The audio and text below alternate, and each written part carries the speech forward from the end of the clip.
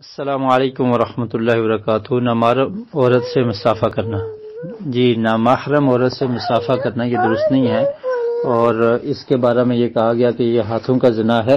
بالکل حدیث میں ایسا ملتا ہے کہ ہاتھ کا زنا چھونا ہے، تو چھونے سے مراد یہی ہے کہ نامحرم عورت کو چھونا یہ ہاتھ کا زنا ہے، اور اسی طرح ہاتھ سے اپنی خواہش کو پورا کرنا یہ بھی اس ضمن میں آ جاتا ہے کہ یہ ہاتھ سے زنا کیا جا رہا ہے۔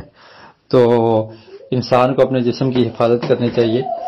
اللہ رب العالمین نے جو حدود متعین کی ہیں ان کا خیال رکھنا چاہیے، اور جن کاموں سے اللہ نے روکا ہے ان سے باز رہنا چاہیے۔ قرآن مجید میں اللہ تعالی نے ارشاد فرمایا وَلَا تَقْرَبُوا الزِّنَا، کہ زنا کے قریب تک نہ جاؤ۔ قریب کا مطلب یہ ہے کہ اس کی جو ابتدائی جو چیزیں ہیں ان سے بھی بچا جائے، نظر کی حفاظت کی جائے، خلوت میں علیحدگی میں نہ رہا جائے، کسی عورت کے ساتھ علیحدہ ہونا یہ درست نہیں ہے، اور اسی طرح اپنے خیالات کو پاک کیا جائے، ہاتھوں کو دور رکھا جائے، کسی غیر محرم کو ٹچ نہ کیا جائے۔